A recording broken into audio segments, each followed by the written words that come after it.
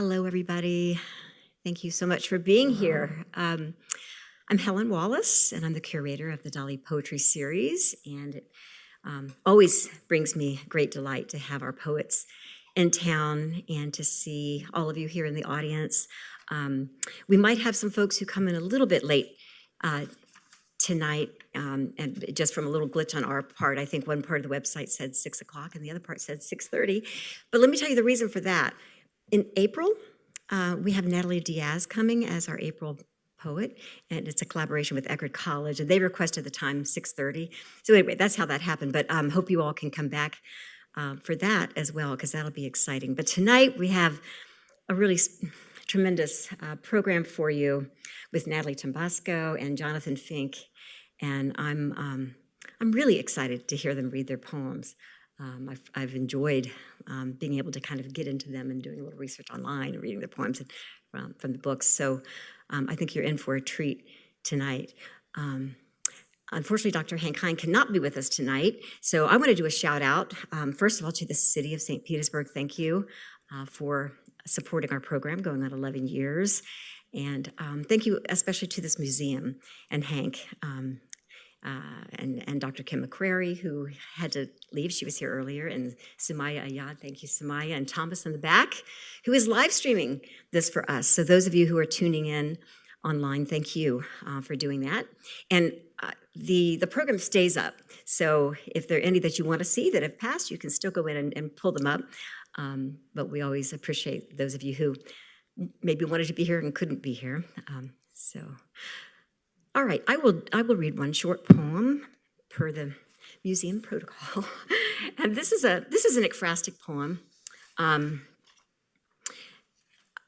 which I know most of you know. I know there are many of you are writers here in the audience, which we especially appreciate you being here. But so it's a poem that's either considering art, about art, in dialogue with art, and this is one I wrote fittingly, I think, because it's from the Disintegration of the Persistence of Memory, which is a painting we have here in the museum.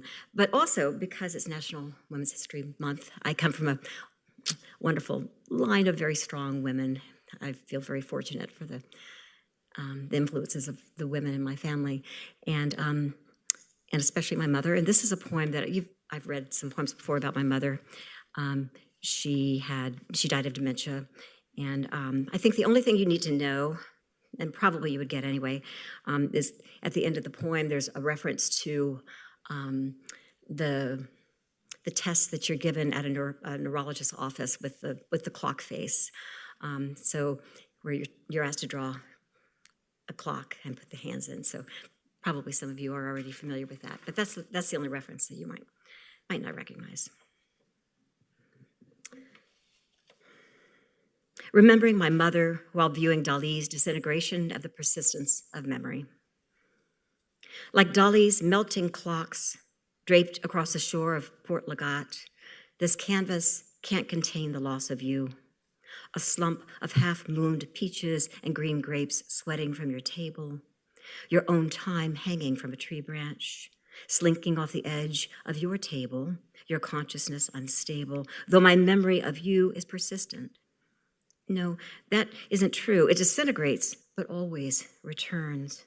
Distorted though you are, shape-shifter you, like the cliffs of Cadaqués, we bury our secrets in portals only dreams know how to enter. Look how a socket swallows what isn't there. The joint unjoined, time and memory fade, like finally that smell of rubbing alcohol each year we entered that office. The doctor with his list of hopeless questions. What day is this? What month are we in? What year? Who's president now? The one before? Say the words after me. In a minute, I'll ask you to repeat them. Fan, car, toothbrush, red, jump. Do you have children? What are their names? How old are they? What year were you born? Can you spell water backwards? Count backwards from 100 by eights? All around us, everything dissolving, like Dalí's ants, a dead fish on the shore, pieces of clocks dismantled and floating. Don't worry about the hands, just the face and numbers. What were the words I asked you to remember? My mother swings her foot back and forth. twirls her gold bracelet around her wrist. Take this piece of paper, draw a clock face. Thank you. Thank you. We are going to start tonight with Natalie Tombasco. And we're very happy to have Natalie and her husband now also living in St. Pete. So, well, Tampa, I guess, yeah. And so, Natalie Tombasco is a poet from Staten Island, New York. She holds an MFA from Butler University and doctoral degrees in creative writing from Florida State University. She's a visiting assistant professor at the University of Tampa, where she teaches academic writing. Recent work can be found in Best New Poets, that's very cool, right?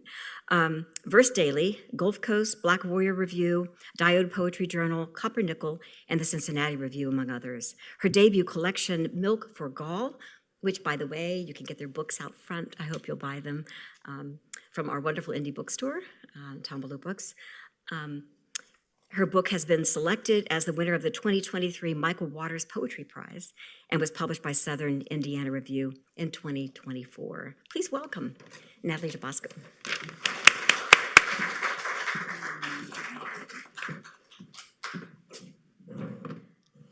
Can you hear me okay? Okay. I'm going to set a timer so I don't go too long.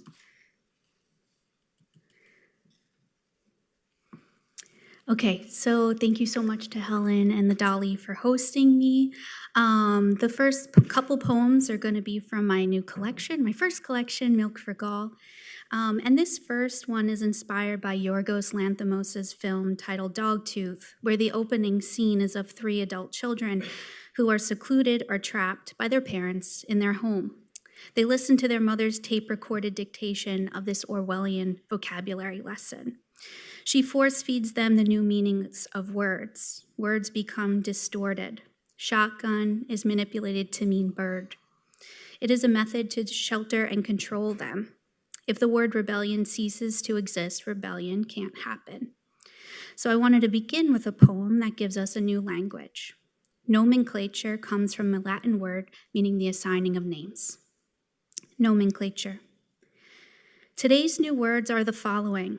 Grass is a mounted video camera usually in dark alleys or near ATMs in order to catch someone of wrongdoing. Thankfully, because the mayor has increased spending on grass, authorities are able to find the suspect who failed to pay his subway fare.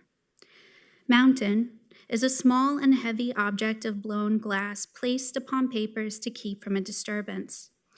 Mountains are often collected for hobby. Foghorn is a long commercial shown between 1 to 6 a.m. to sell blenders and memory improvement courses.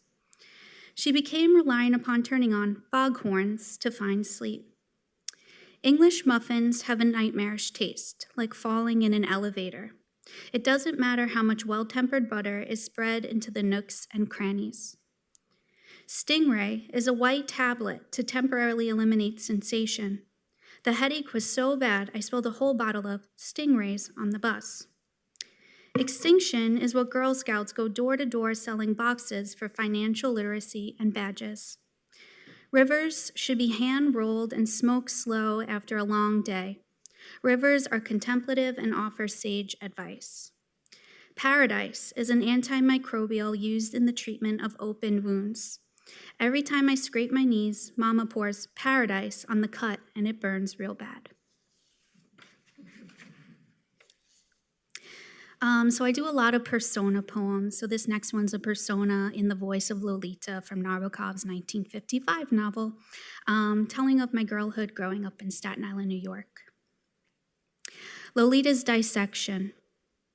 In the deli parking lot, we were those bestial babes, gutting a white owl, blowing its insides out onto an undercover cop car. Without the moon's help, we were girls becoming holographic jailbait. Hey, mister, be a dear and buy us some beer. Our mothers were still postpartum. Don't be short with me, we screamed at the night. Girls like euphemisms waiting to happen, a vague rain. We were transactional sex. Cha-ching. We were kissing because he's so goddamn boring, a mouth breather. Remember how we watched lava lamps through needle holes became feline, nectarine fizz in our jewel-like heads? Remember being stripped, lollipop pink, and spread on a strange bed. Love was always like this, jagged and hooked to a different mouth. In morning's eggshell, we were those girls who slept late with valedictorians, promising girls, going places. We intended to keep our animals secret, but we were those amphibious nymphs, green and splayed, pinned down on a nerd's dissection tray. This next poem is a persona in the voice of Bertha Mason, primarily from Wide Sargasso Sea, which is a prelude to Jane Eyre, Bertha Mason being the mad woman in the attic trope. On becoming Bertha. I've slept too long in the moonlight, in velvet undergrowth, bridled by alien trees, by menacing green. Strange climate of where I go soft, limp, for hushed oracles of the frangipani and river toad. This is merely the honeymoon phase. Follow behind my soiled white linen trail through the back door as the roof closes in. Are you not thirsty for me to make a house, a home? Here, small offerings, burnt sage, honeyed decanters, a Stevie Nicks hex. Yes, I'm in your blood now, your bones. I've been spiking your coffee for weeks.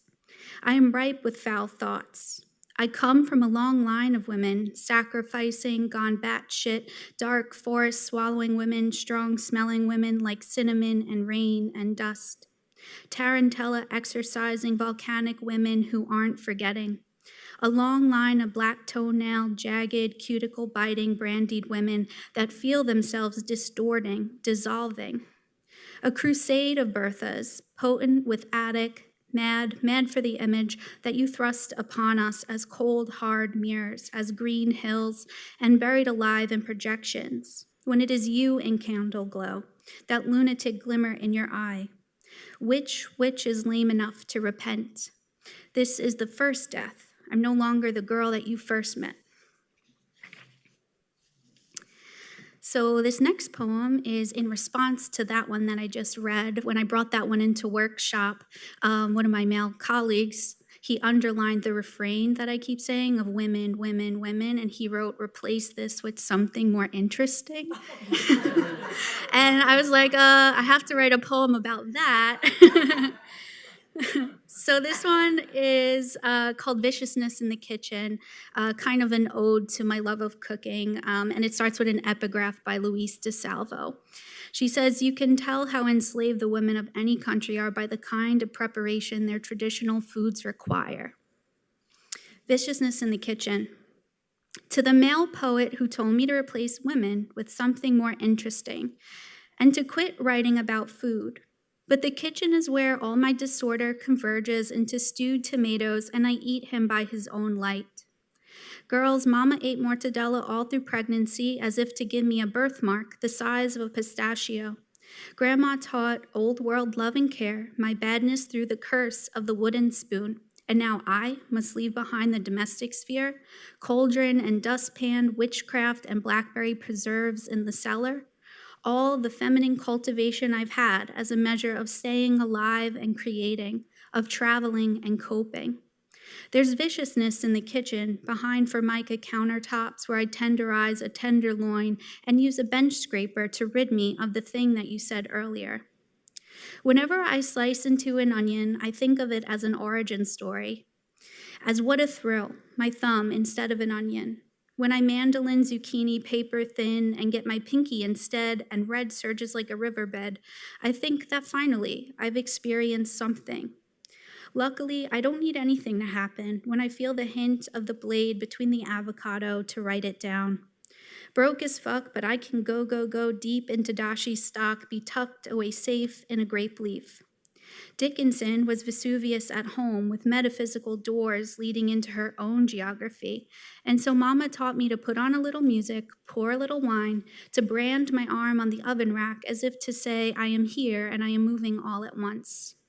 I'm going off to the land I've come from, where San Marzano tomatoes are grown in the fertile soil of Vesuvius ash and bone, where women are unburied from stationary positions, walk barefoot from the dirt with a little bit of stench, walk as cleaver and fire-bellied things ready to erupt into mouthy manifesto any minute at the good men, the male academics who find food frivolous. Didn't your mother teach you not to mess with those who prepare your sustenance? My reflection has festered in the kitchen sink for centuries, and I'm tired of peeking out the blinds, of wishing I was small enough to fit inside of a Tupperware, and I don't care that you've already spoken for the moon.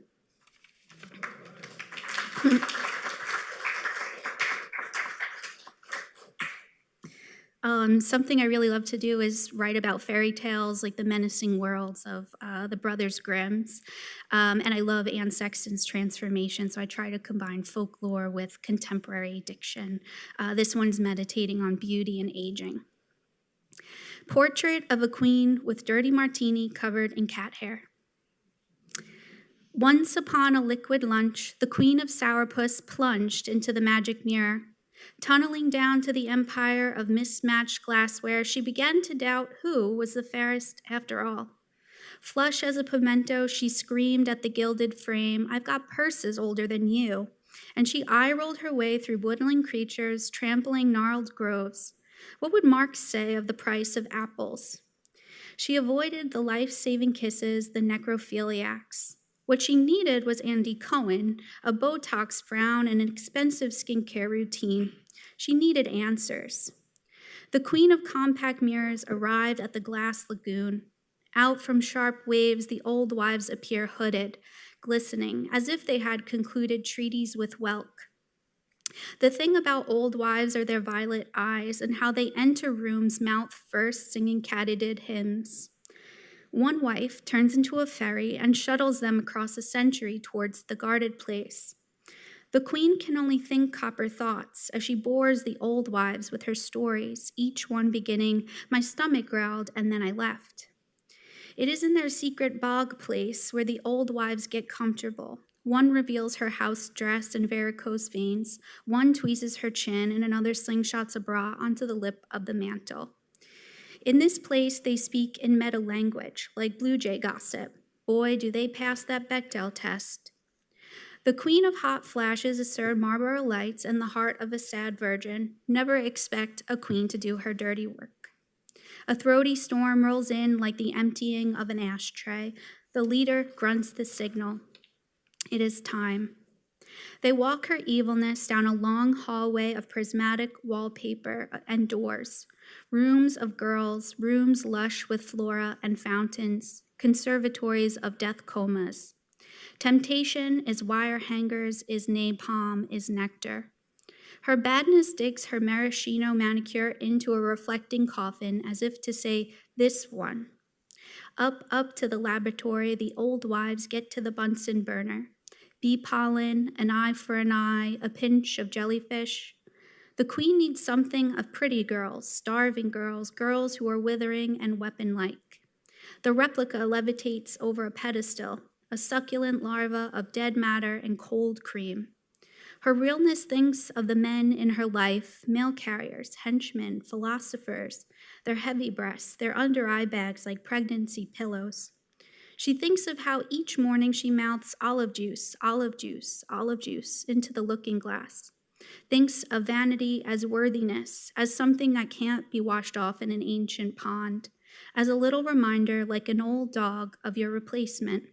She thinks beauty is stuck inside of a canvas, grown in an incubator, or how it can spill and roll away like marbles on an uneven floor. Oh, thank you.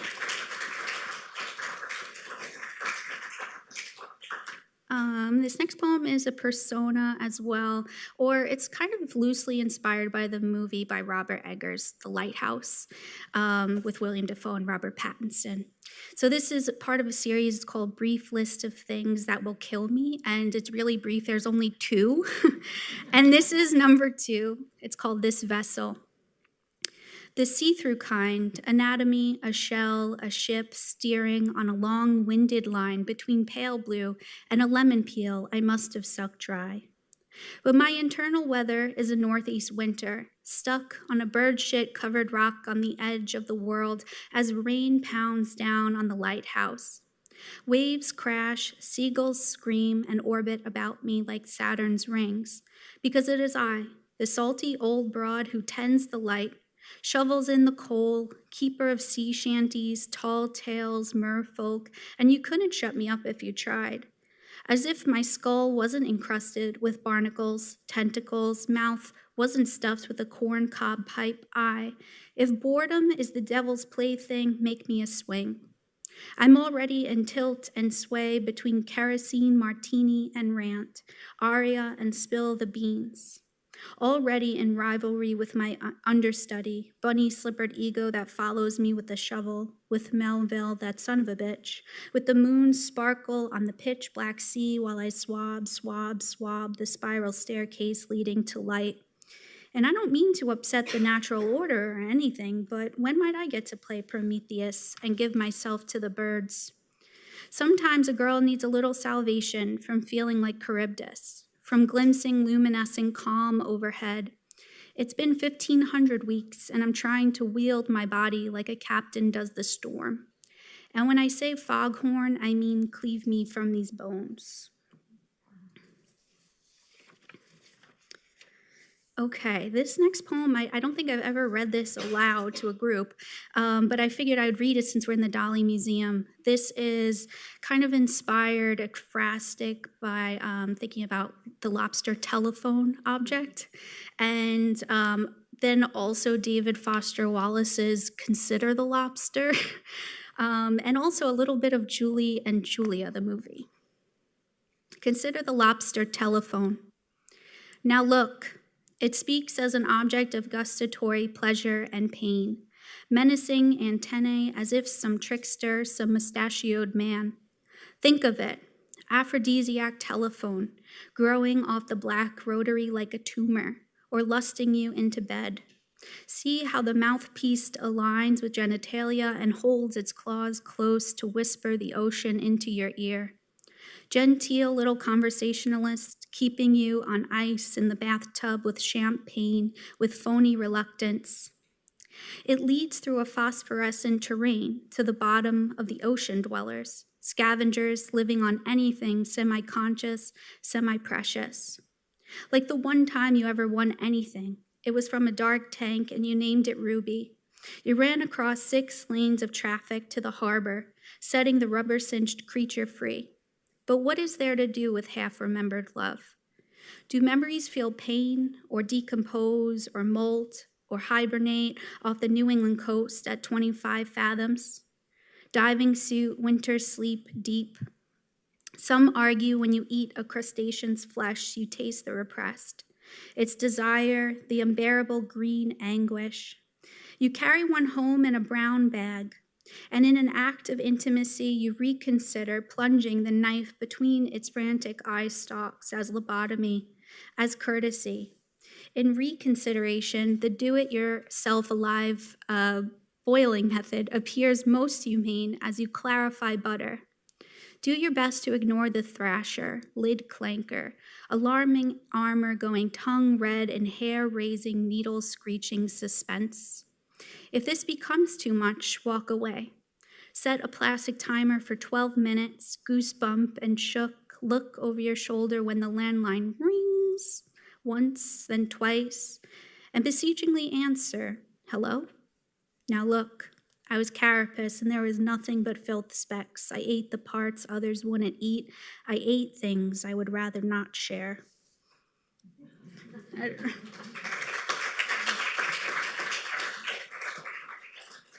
Since we're like in a dreamy world, I thought I'd end on this poem. I have like a sequence in my book that are all dream visions where I kind of build it off of the medieval dream vision, and I fall asleep and hang out in the dreamscape of some of my favorite poets. So this one is Dream Vision of Frank O'Hara, which I thought I'd read since he was a museum curator.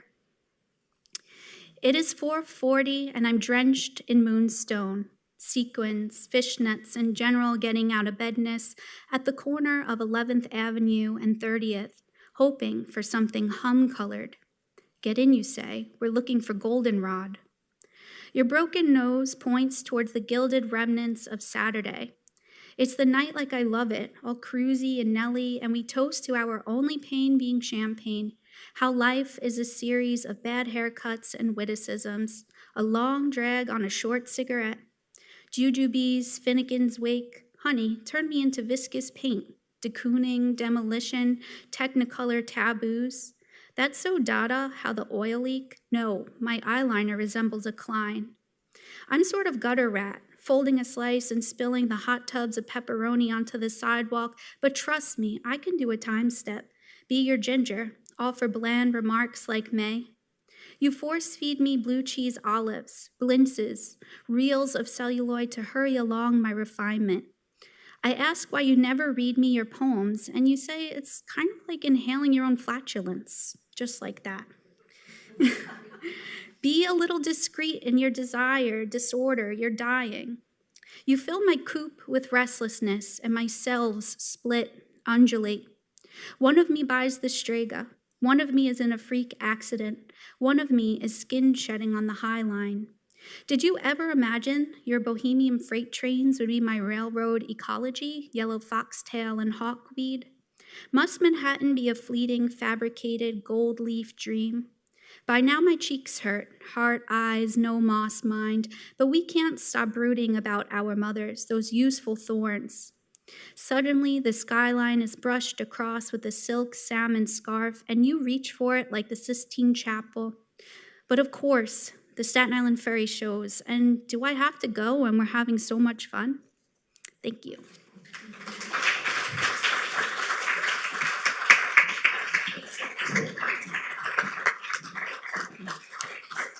Thank you, Natalie. And that was so much fun. That was great. Yeah, you packed so much into all of your lines. I can't wait to actually, I feel like I could spend probably twice as long on every poem because there's so much in it, you know. So I love all the places your mind is ricocheting. So thank you for that good reading. And next we have Jonathan Fink. We are in for a treat.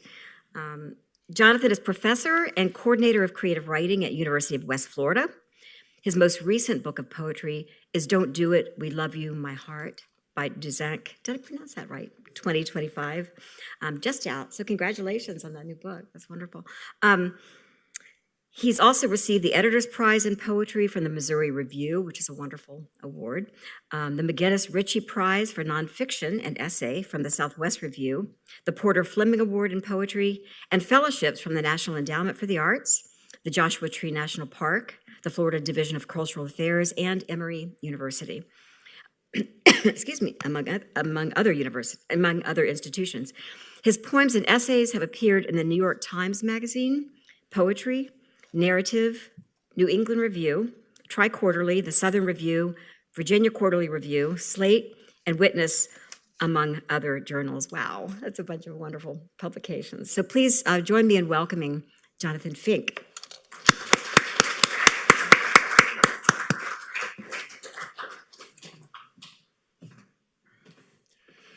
It's such a pleasure to be here. Thank you, Helen and Natalie. It's a real joy. My wife Julie is here with me as well. We have 3 little girls. They're 11, 9, and 5. And so we kind of feel like we're missing appendages. We were walking around. A couple people stopped us in the gallery and said, "You guys look so serious." We said, "No, it's just quiet. We're in kind of shock for a while."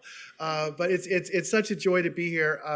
And especially in the museum. My wife is an art teacher. Our favorite time of the day really is making dinner and having a drink and talking about art, you know, all of that there at the end of the day together. All of our girls are wonderful artists. And so I'm terrible. They came to me and they said, Dad, would you draw us a unicorn? And I was excited. I said, absolutely. So I drew this unicorn, and they looked at it really askance, and then they looked back at me, and they said, we'll go ask Mom. And so they came back. And of course, hers was flowing and running through a field. But I stand by my unicorn. Looks like it was more fun at a party. It was really more of the party unicorn. So I wanted to start with a poem about art. A lot of the poems in this book are one sentence poems, trying to maintain that attention to the line. If I can distract my focus a little bit from the subject matter and kind of focus on structural elements, hopefully the thematic elements start to show through. I've been in Florida now for 20 years. I grew up in a little town in Texas, and I'm of that age group in the malls. They used to have those posters that they were the 3D posters, and you would like stare into them, and a picture was supposed to appear. And so you would walk through the mall, and they'd always say stare deeper or stare, just to shift your focus. And there's a bunch of cowboys standing there staring deeply, into a focus. But that's how I feel with my poetry. If I can distract my attention a little bit, try and not look at something directly, then hopefully the material starts to reveal itself. So this is called Leonardo's Mistake. It's an ekphrastic poem beginning, of course, about the Last Supper and moving from there. Tonight, as the last light falls across the dining room table, across the remains of the meal, my wife Julie and I have yet to clear, our young daughters finished and excused to play upstairs as Julie dabs the last piece of baguette onto the small plate of olive oil and balsamic, the contours of her face in the candlelight reminding me of the Apostle John in the Last Supper. His countenance calm among the 12 gathered disciples, all held in the moment. Christ has said, one of you shall betray me. John leaning away from the words, his gaze turned downward, thoughts mysterious as the curve of his closed mouth. Peter whispering to him, one hand placed on John's collarbone, the other holding a knife. A reference by Leonardo to Peter, soon to cut off the ear of the high priest's servant when soldiers arrived to take Christ away. Only the Gospel of Luke relaying that Christ healed the wound, saying, suffer ye thus far. The Gospel unclear as to whether Christ touched the side of the servant's head or restored the severed ear gently, like a fallen bird to its nest. The gesture, not unlike the touch of my wife, when I am lost in thought or memory, her hand at my cheek, directing me back to the present, like the brush of a fingertip across still water, the reflection rippling, retrieving me, as she does now, placing her hand on mine, and I relay to her what I heard today on the car radio as I circled the neighborhood, trying to get Margaret to nap, a psychologist speaking about time, his hypothesis being that there is no present, that every moment is only the past or the future, separated, he said, like the line an ocean makes on a shore, every experience approaching or gone, either the light of an oncoming train or the sound of its whistle fading after. So how would he account for art? My wife asks. My wife for whom the language of composition and line are visual terms, which she illustrated early in our dating, having just arrived from a studio class, opening her portfolio on my kitchen table and turning through one large sheet after another of charcoal and line, faces and forms, how she would sit me across from her as a subject as well, rising at times to tilt and still my head for the light, her hands instructive, like a barber's hands, before she'd return to her chair, gazing both at me and beyond, not unlike, I think now, Leonardo and Milan, taking more than a year to find his models for Judas and Christ, indifferent to his patron in time, which is also the point my wife makes about art. It's unwavering present. Christ's words forever holding in the air, even as the painting itself fissures, Leonardo foregoing established technique and painting directly onto the dry walls of Santa Maria della Grazia, very little of his original fresco remaining, its form having been tinkered with for 500 years, surviving bombings in the Second World War, botched restorations, the cutting of a door through Christ's feet in the rectory wall, even the conversion of the room to a stable by Napoleon's troops. Those soldiers too, silent at first beneath Christ's outstretched hands, before one of them, weary from marching, from war, called out for something to eat and to drink. Thank you.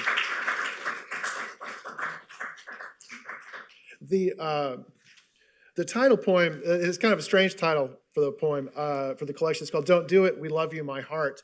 It's based on a true story, and the story will reveal itself as I read the poem. But it's also one of the one-sentence poems in the collection as well. But it's informed by actual events. So don't do it, we love you, my heart. Julio de Leon is pedaling across the George Washington Bridge, his trim form, though 61, leaning into the eastbound breeze as tractor trailers apply hydraulic brakes and shudder in between the honking cars, all 12 lanes of the upper level stalled as Julio glides on the pedestrian path, the one artery unblocked from the city's heart, where Julio works as a doorman on the Upper West Side, having memorized the faces and names of the residents for whom, with a gloved hand, he has waved down taxis or lifted packages from the trunk of a town car 5 days a week for the previous 31 years, the cartilage in his knees ground down almost to bone, so that now he must ride this route to and from work instead of run, his body more attuned to nuance on the bike, the way the bridge trembles like a sheet of tin and sends vibrations through the frame into his arms and legs,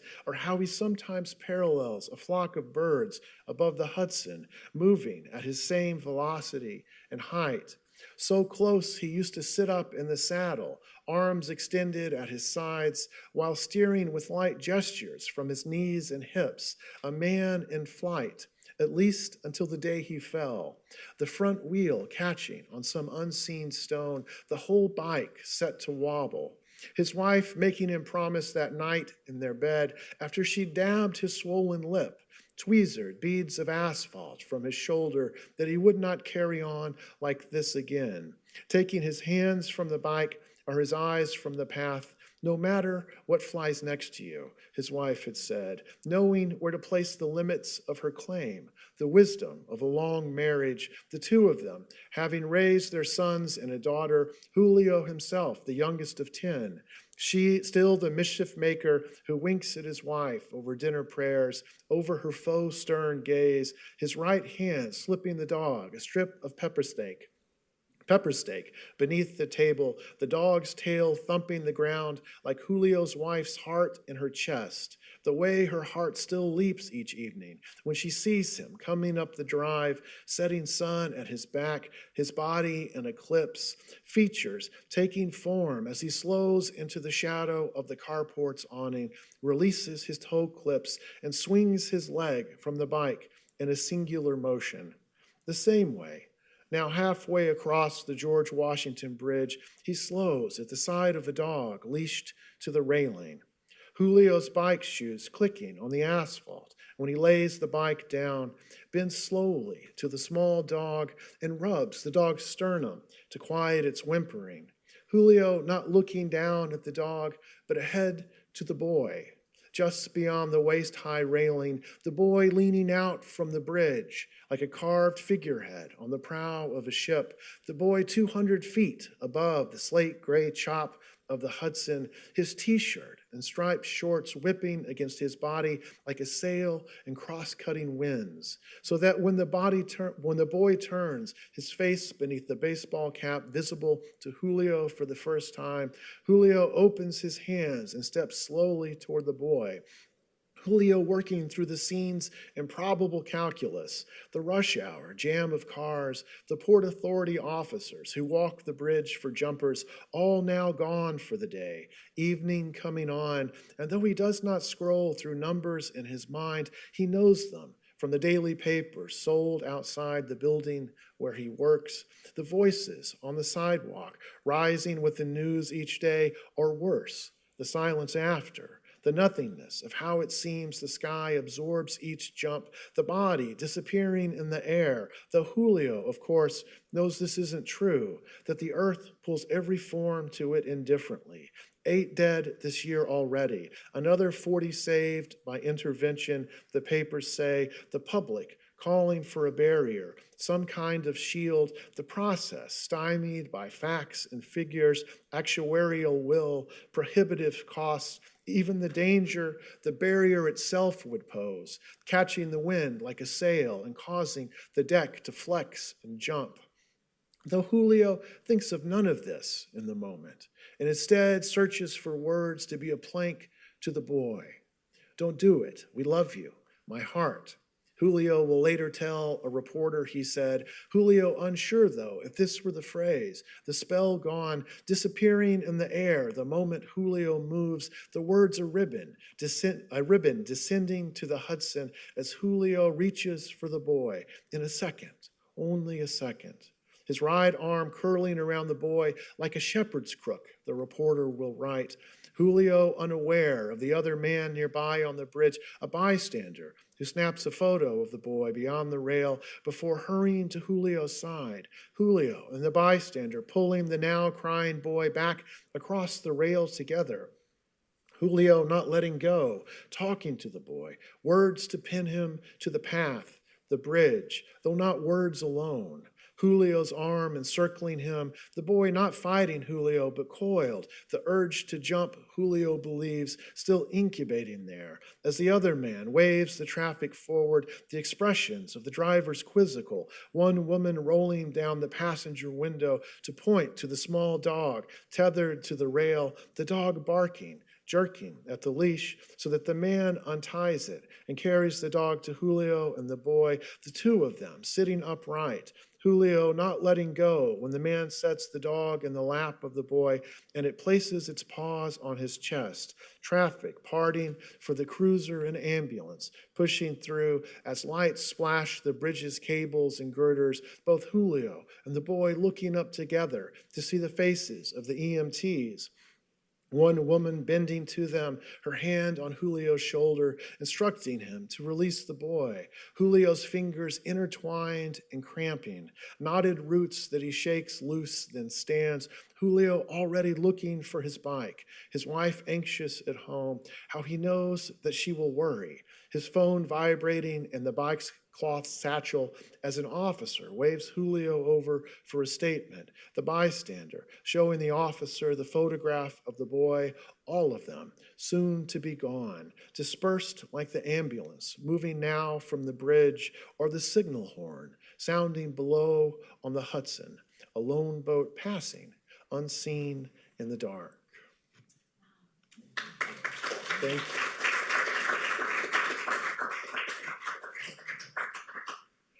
I'm going to read one more poem. It's about the same length, a little bit shorter.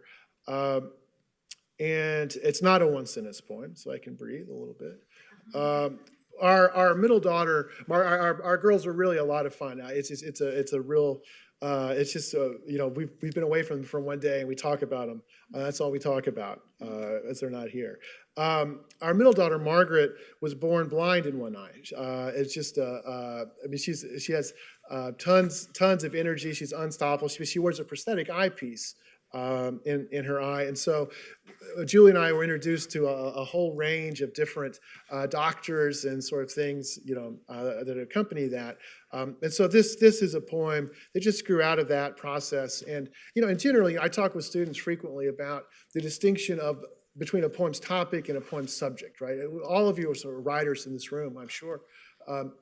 And you begin a poem and you have an idea, a triggering topic, an idea, and then what you're really doing is working through that underlying subject to kind of see what evolves from it. So here, very basically, thinking about a subject, about the nature of seeing, just the kind of the metaphorical implications of that. So it's called Following My Daughter's Fitting for a Prosthetic Eye. I am fascinated by the beauty of sight, but I never crave for it. A blind actor says, brushing his fingers across the petals of flowers in a softly lit bazaar. The camera tracks from his hand to his gray-tinged hair as a market breeze circles his linen shirt and bamboo chimes patter the air. Palm-sized hollows of rain ripple on the cobblestones, revealing there, as the camera draws in, the digitized name of the hotel in which my family and I temporarily reside. The television loop fades to black, then starts again, resetting the feed. Beyond the second floor balcony, I can see in the hotel pool my two daughters and their mother, Margaret bobbing in her chest and shoulder strap flotation vest, a device somehow come to be known as a puddle jumper or a splash jammer, while Sibley clasps her hands above her head, bends at the waist, and dives from the edge of the board, disappearing beneath the water, then rising to the arms of my wife. So the cycle goes.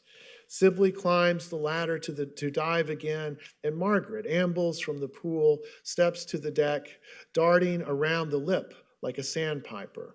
In a moment, I will join them, as I have so many times before, hotel after hotel, either before or after a visit to a hospital or doctor's office, their fluorescent lit or shades drawn rooms, hollows of time, of waiting, spaces as shuttered as Margaret's sightless left eye, stalking, having grown in utero, through the vitreous, branching there like a tree in perpetual night, the eye's architecture impervious to any window drawn with a surgeon's blade.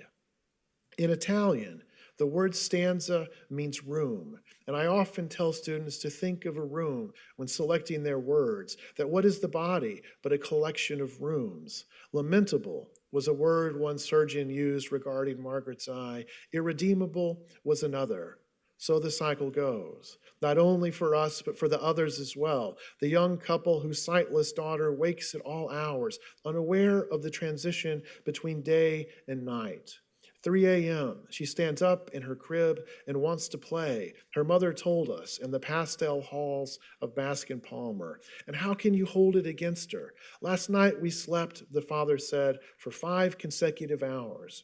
The first time in a year. A slight catch in his voice when he spoke, a quiver I have heard in my own words as well, like a hairline crack in good china or ripples on the surface of a pond.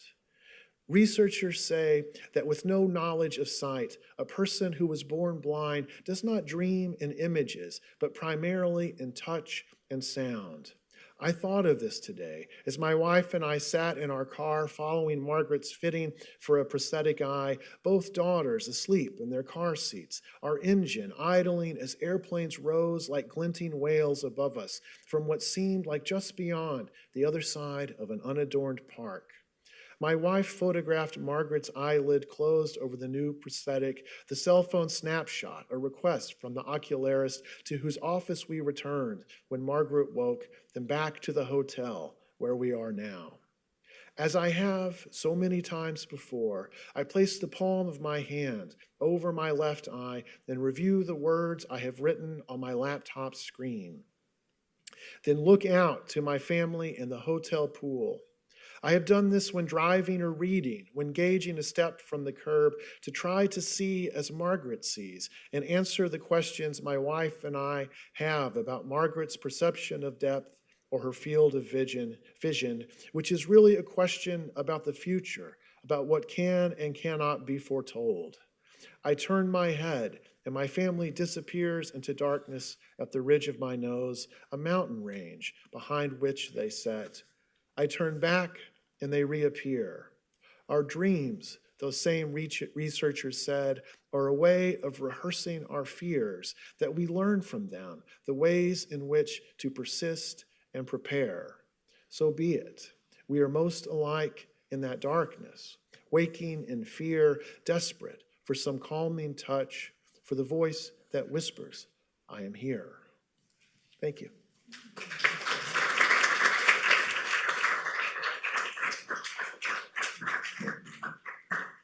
sometimes I think poetry readings need to have the same thing that you can do at rock concerts, where we all hold up our flashlights for an encore. I would want that from both of you guys. What wonderful readings. Thank you. Thank you for that. We're going to segue into our Q&A, but first I want to do a shout out, please, for Peter Meinke, our wonderful state poet laureate, who's here with his daughter Gretchen. Thank you again for being here as always, Peter.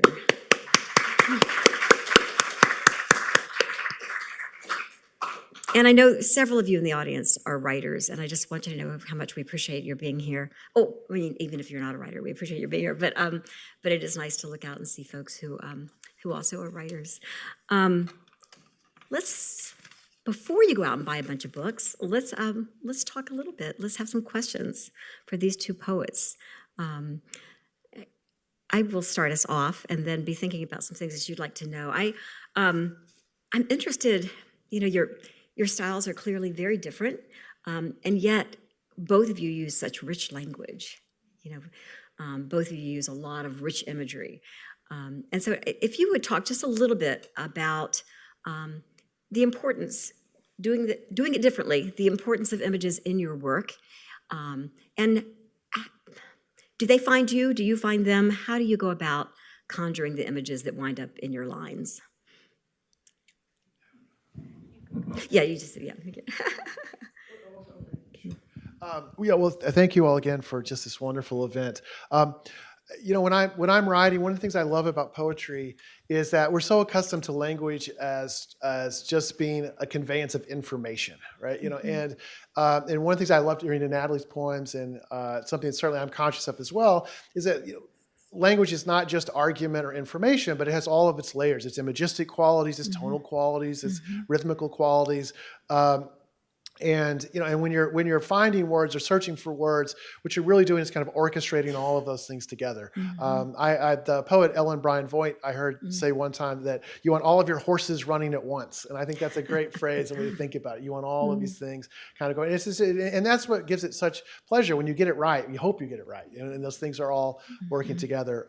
I find I can't write a poem really until I can see it. Because we always think about, you're picking words. Well, no, once I see it, then the language, I'm just trying to transfer what I'm visualizing onto the page. And so that's a weird phenomenon. You think of poetry as words, but that's very much how I'm kind of working on it. Okay, interesting. Yeah, I think I really love Diane Seuss, and so she was like one of those poets that I was always looking to for a lot of good images.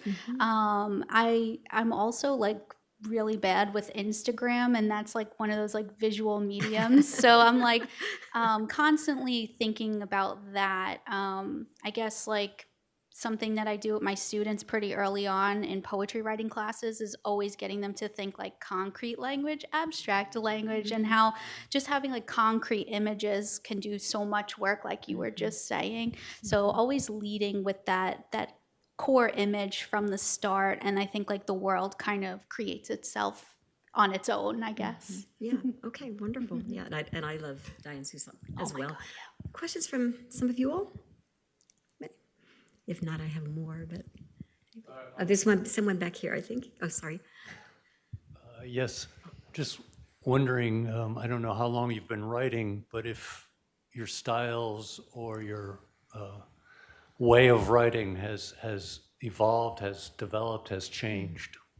Good question. Go ahead. Well, I'm kind of new to this. I feel like this book has been kind of 10 years in the works, even though being kind of new at it. But I think definitely early on, I had no idea what I was doing. And one of my teachers said, this is kind of like a subterranean mind stream. And I'm like, okay, I want to be understood. So I think that was like the biggest thing that has changed for me is like still trying to balance being like imagistic and thinking about sound, but also having like a through line of like maybe not a narrative, but some sort of like thread, I guess. I think you do that balance very well. Yeah. Absolutely. This is my third full-length book, and so but my book that preceded this was a collection of sonnets about the siege of Leningrad, which is a little bit different. But you're not always a very good judge of your own work. You always hear musicians or bands say, "Here's something completely different," and you're like, "Well, no, I knew it immediately, right? As soon as I heard it." So I think that our own psyche, our own psychological makeup is inescapable on the page, right? So that same attention, that you will that you have in each book, even if you're trying to do something consciously different in form or in structure, right? And that's what you really want to push yourself to do. It's inescapable of who you are on the page. Mm-hmm. Well, I was thinking about what you mentioned, Diane Seuss, and of course she has a wonderful book, Frankie's, that is all in sonnets.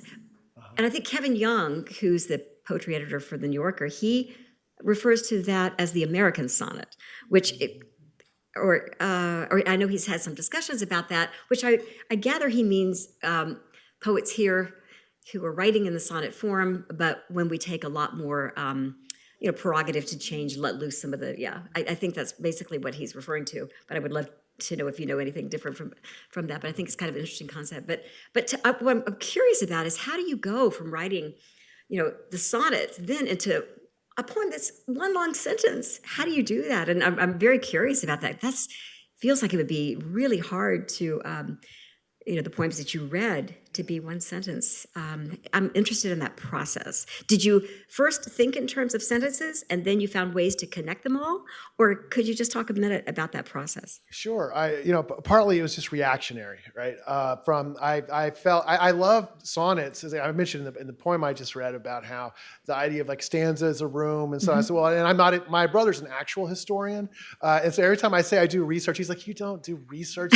You do internet searches. Like, that's not research. You have to go to archives. But as someone who's not a historian, I felt like I could enter into each of those sonnets as like a room, and then allow for the narrative to kind of connect between them. I like form, as I mentioned. I like whenever I can distract my conscious mind a little bit from the subject matter. Someone says, write a poem about the nature of compassion. I mean, you just stonewall. But if you're focusing on some sort of structure, then that can help those other things come to the surface. The first of the one long sentence poems that I wrote was actually about an art museum, about the Isabella Stewart Gardner Museum, that famous art theft that took place there. And so I said, well, one of the paintings that was stolen was The Storm on the Sea of Galilee. And there's also a Vermeer painting that was stolen and others. So I said, well, that'd be fun to see if I can write one sentence to kind of begin when the painting was first painted and then follow it all the way, through the years in the gallery. And then the big art theft when they come and steal it, and all of that. So that was where the first of those sort of one sentence poems evolved. Wow. Okay. Would you like to? I just wanted to say I love those one sentence. When you said you were doing that, I was like, how is this going to be read? I was like, how are you going to maintain that? Yeah. But yeah, it seems like such a feat, I guess, right? You mentioned Diane Seuss's book, Frank, that I love that book so much. And I think overall with the sonnet through time, just tracking how it has changed. Bernadette Meyer, John Berryman, making slight changes, making them more contemporary. Terrence Hayes with the recent collection as well. But I think Diane Seuss just kind of blasts it open, right? She has one poem that kind of folds out and you're like, is this a sonnet still? But yeah, like you were just saying, different rooms, she kind of maintains it. I think she has called it films, cells on a film strip, little scenes over and over. And I just love that metaphor of it. Yeah. Well, and actually, Peter, Mikey, you had your left wing sonnets, right? You wrote several what you called left wing sonnets that are in your book. Yeah, I just wrote them rhyming the other way instead of doing it backwards. But they're amazing. Yeah. It was fun. Yeah. I think it's really neat to take such a form that's so old, and make it so new by doing things like that. So like she did too. Questions from you all down here. I don't think I have a question, but I have a few observations. Great. That's one. First of all, both of your readings were great, and there were a lot of connections there. You know, I'm Italian, and I was born in Italy, so when I heard the word mortadella, followed by the word strega, then followed by the Last Supper, you know, like my ears perked I up. love You it. know, and I just have a couple. You know, I translate from the Italian into English, so I'm pretty familiar with words that you can't and shouldn't translate, and those are some, and stanza for sure.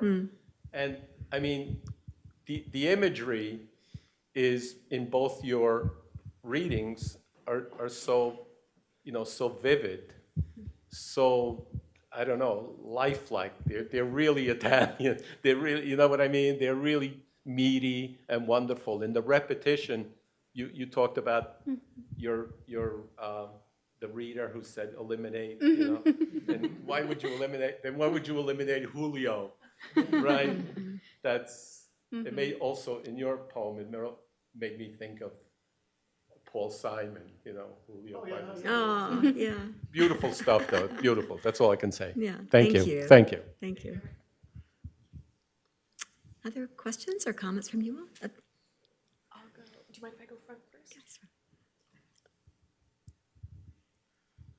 You both have very, maybe the word is diverse subjects. So as probably one of the few non-poets, non-writers in the room, I've always wanted to ask something like this. How do you come up with your subject or topics? And I'm embarrassed that I don't know the difference. Are they eureka moments or do they sneak up and nag at you? Can you say something about that? Good question. Well, I think this is something that Barbara Hanby, one of my teachers at Florida State, like Wonderful kinda, poet. yeah, wonderful poet, and kind of like honed in on us, like have your obsessions. And I feel like I have a lot of obsessions where I'm constantly writing about art, movies, just being a girl in the world. So I'm right now like focusing a lot on like reality TV, primarily like the Real Housewives franchise. So yeah, it gets pretty eclectic, and I like kind of mishmashing different subjects, like really high art, low art. So like, what if I put T.S. Eliot next to the Real Housewives or Shakespeare? And it's kind of like a fun play for me. Yeah. Yeah. Yeah, I always talk with students about and think about like that to be open for whatever ways that a poem or an idea, whatever excites your imagination, right? And so it could be something from a turn of phrase or a historical event, or to be in conversation with another writer, to like the political dynamic of a world in which we live. All of those things, if you feel the energy to write toward those.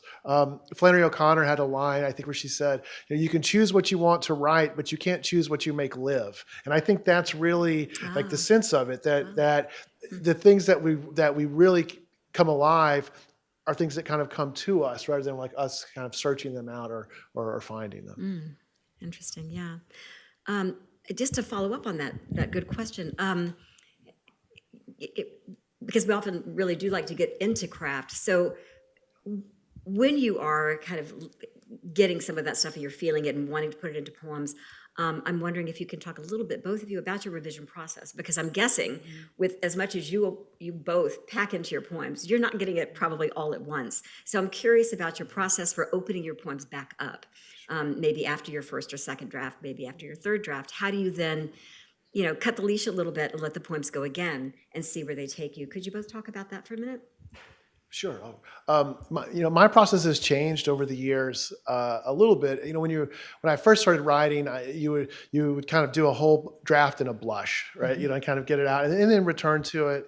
Especially on like these one sentence poems or these other ones, I'll have both an initial idea, a kind of inquiry, a sense of like an architecture or trajectory, right? Like I said a second ago, well, I'd like to start when the painting was first painted and then kind of follow it through to the end. But I just I write as much as I can, and then I kind of stop because I don't know where it's going to go, right? And then I start again. I kind of get to a point, and I say, okay, well, here's like some sort of rhetorical turn will open up, and it'll open up the poem. And you go, and then so by the time I get, maybe a month or so, or at least, right, sometimes more, you get to the end of a poem. I don't really do holistic overall revisions, but I've kind of followed that trajectory overall. And is research sometimes part of that? Do you go? Yeah. It is, usually it's research about, something that excites your imagination or your interest, or has like that was based on a New York Times article I read, and so I wanted to kind of imagine those spaces. I found what's most helpful is research where there's factual information that can provide scaffolding, but there's also space for you to invent and imagine. Yeah, and those which you both things as did really well. Yeah. I like to start poems by like just jotting down notes in my phone. I have like so many notes that I'm just like poem idea. And so it kind of starts like that, and then life happens and I never have time to write those poems. So like by the time I go to sit down and write something, I might have carried on that note for a really long time where I'm just kind of like writing in my head. So then I think when I get down to it, I'll like lock myself in my room and I won't leave all day and try to just get as much out as possible. And I feel like I'm really bad at revising. So I think like taking time away from it and maybe like months later returning to it and being like, how do I still feel about this? Is there stuff I want to add? Is there stuff that is unnecessary? Because I tend to cram a lot in. I like to, add as much as I can and then skim away the fat kind of. So yeah, that's my process overall. I think I do some research too. So like a lot of movie poems that I like to write, I'll like read a lot of movie reviews and I'll like, oh, that's an interesting idea. How do I like weave that in? Yeah. Even academic articles too, which is kind of jargony, but yeah. Really interesting. Well, I was thinking, Jonathan, about the poems that you've written about your family. They're so touching. And Julie, it's a pleasure to have you here with us also. So glad you could be here. But, the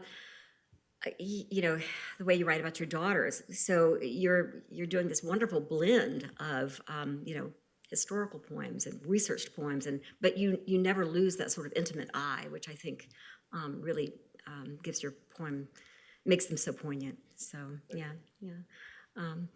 Somebody else had a question back here. Yeah. I kind of have a question, I guess, that's a little bit separate for each of you because it's something different that I noticed that each of you do.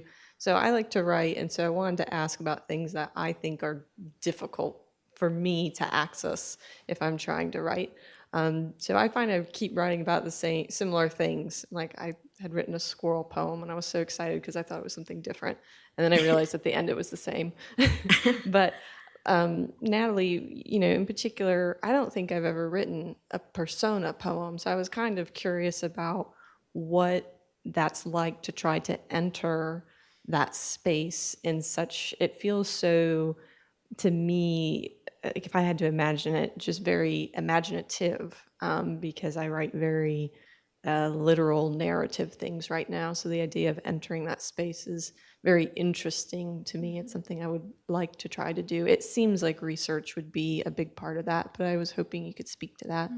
And then, Jonathan, your writing, it seems like your poems have a lot of, like, for lack of a better word, like a lot of leg to it. Like they can really go and go. And I find I tend to write things that seem shorter. Like I don't have the lungs to keep the poem going in that way. And I would be very interested in what that would be like to try to enter that space in writing, especially in a way that is narrative. Good questions.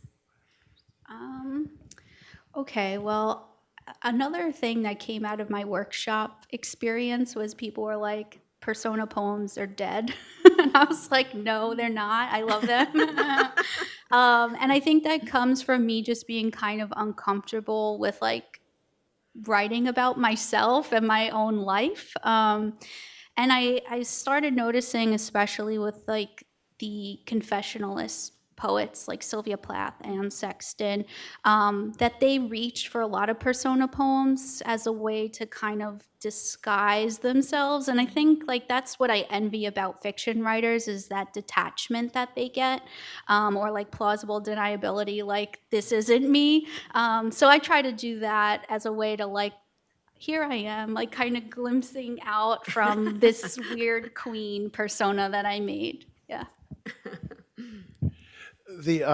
For the question about the length of the poems or kind of keeping your breath, or how do you manage it? I think it was Oscar Wilde, I think maybe has the quote. He said, I apologize for the long letter. I didn't have time to write you a shorter one. And so that's sometimes how I feel. It's easier to get everything out.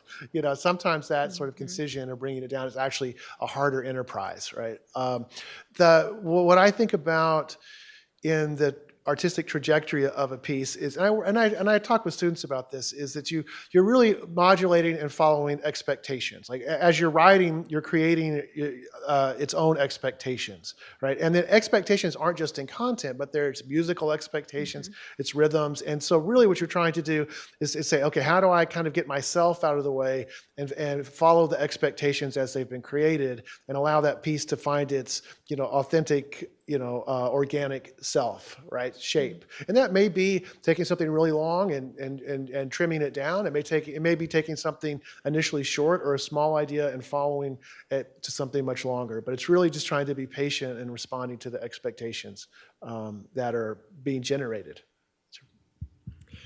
So what strikes me about that is that you kind of alluded to Richard Hugo's The Triggering Town earlier, sure. Which is a wonderful book. If you're not familiar with it, you might want to pick it up. It's been around forever. But could you talk a little bit about that? Because when you talk about the authentic self or the original, are you talking about reaching then to that point where it's no longer the trigger, but it's rather what the poem is actually about? Oh, sure. Yeah. So there's absolutely. So there's a couple elements of that. One element is about like the sort of surprise in the piece, right? That you have to be surprised in the process, right? So usually I'll start with a topic, but if a poem doesn't kind of move beyond that topic, it doesn't really take on much life, right? But you're really hopefully trying to come to understand the underlying subject heart of the poem. The poem, the heart of the poem. In those, you mentioned the writing more sort of family poems. As I've gotten older, we're much more sort of place-bound, happily, right? Place-bound in the area. So I kind of think of my writing process as like when people pull the core samples up from the permafrost, right? You can't move a lot horizontally, so you just have to sink down, and then kind of like what can you get, like pull up to see like what's the depth of the core sample. So that's kind of how I feel. It's a great metaphor. At home when I'm working on those. That's a great metaphor. Other questions back here?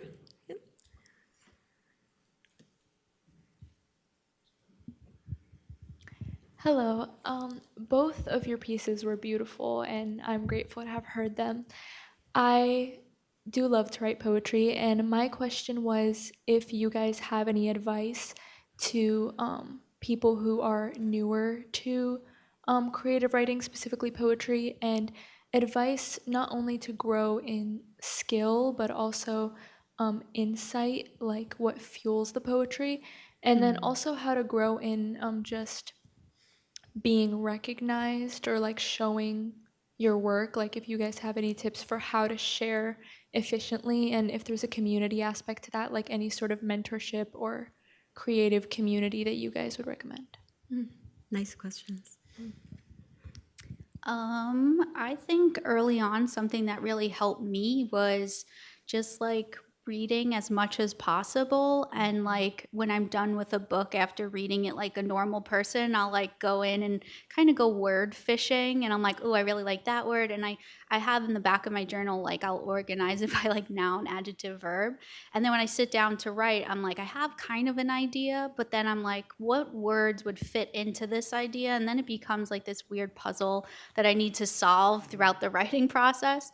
I guess like what you were just talking about too, and Hugo's Triggering Town, like one of my teachers always told us to like follow the brush, like never have too much of like an idea too set in stone, and kind of like go through the discovery process like you were talking about.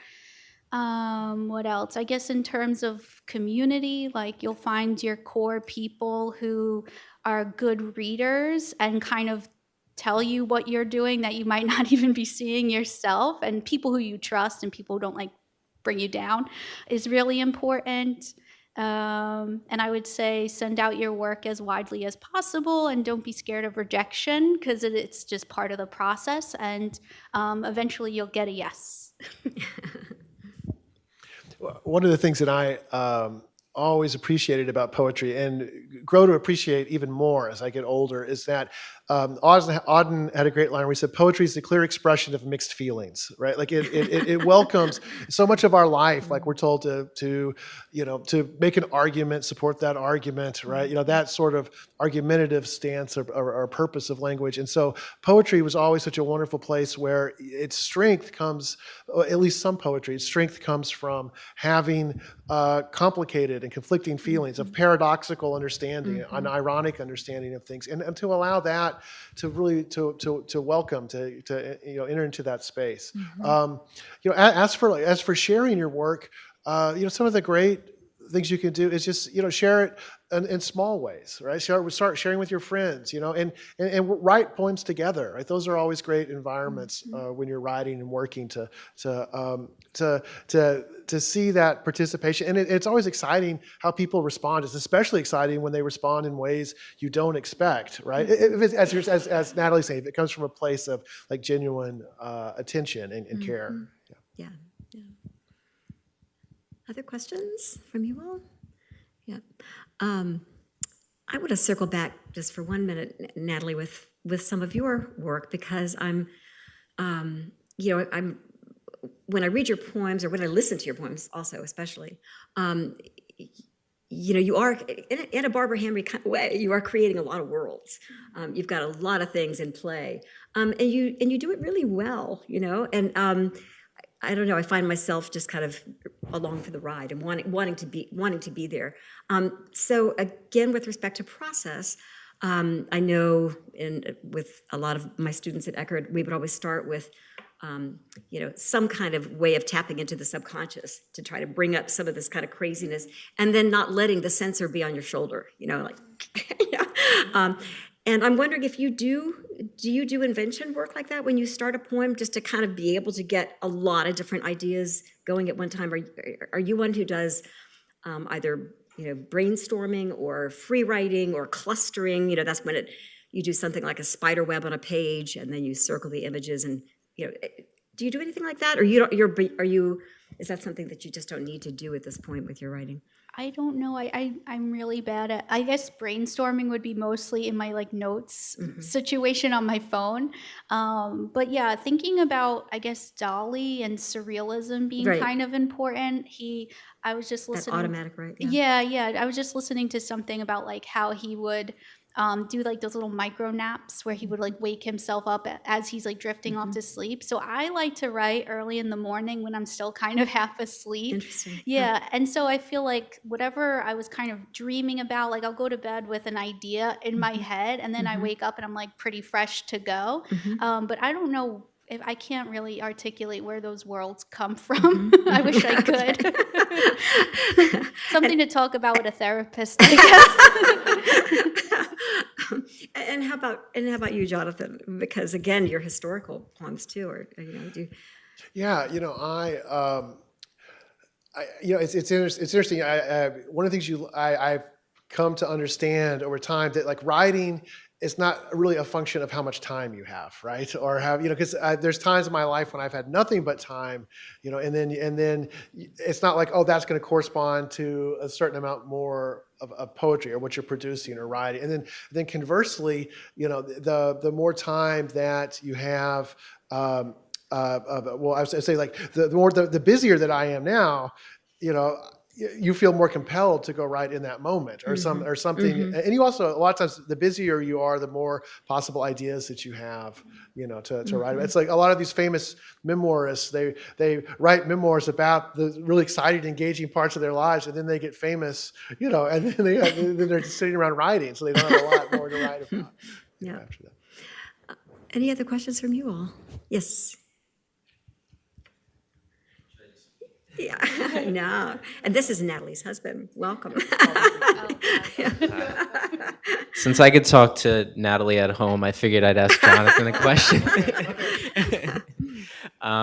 Jonathan, with your last poem, I was really intrigued by the way that it was kind of meditating on the visual, and like the way that our vision is often tied up in all the other senses, like smell and touch. And I especially liked how in the opening, it almost sounded like a screenplay where you're saying like the camera focuses on this and someone putting their hand through their hair. And with all those images, I kept thinking like how there was either a tactile element to it or a symbolic element to it. And so I guess I just wanted to ask you, is that idea of like the intermixing of the senses and the way our perceptions get tangled together, is that something that kind of drove that poem and got you to think about maybe the unique perspective that your daughter's going to have going forward? Yeah, no, thank you. It's a great question. The way the poem actually began, it was very literal to the experience at the beginning of the poem. We had made a lot of trips to Miami and spent time there at Baskin Palmer and at our ocularist. And we were in the hotel, and that really was the thing on repeat on the hotel, generic screen, before you click on. And it was a person who was blind, who was, in a marketplace, and it said, and that line I think is even a direct quote from what it said in that sort of on repeat, right? And so I said, well, so that's a good example of kind of where ideas come from is, I was like, well, that's kind of ironic and kind of a good jumping off place. But kind of back to the idea of a persona poem, really all these poems are also persona as well, right? And so even though it's very biographical, right? I'm still hopefully allowing those sensory elements and the thematic elements and some of those research elements about how if someone's born blind, they dream more in like the other sensory perceptions, right, rather than vision. The other thing that I think about too, especially like in those family poems, is that I often talk with students that are even if you're writing about your experience, a poem is not a translation of experience, but it's its own experience, right? And it's a very natural occurrence where you write a poem and students will say, oh, well, this is how it really happened, right? Or it's just informed by our experiences. But then the more you revise it, the more you come back to it, like Natalie said, you come back to it over time. The poem is existing parallel to some experiences, but it's become its own experience, right? Some ways, sometimes it's truer to the emotions or observations of experience to change the actual factual material, right? It's actually a way to honor that in a more accurate way to address or change those things. Mm-hmm. Well, and I think what both of you all have done so beautifully is that you've created poems that allow us to be part of that, and your poems are enacting rather than just creating worlds. So thank you both so much, and thank you all for being here. Please go buy some books. And April, so please come at 6:30. It will be on the 24th of April, not the second Thursday this time. The 24th at 6:30. Hope to see you back here for Natalie Diaz. And thank you both, Jonathan, and thank you so much for being here, Natalie.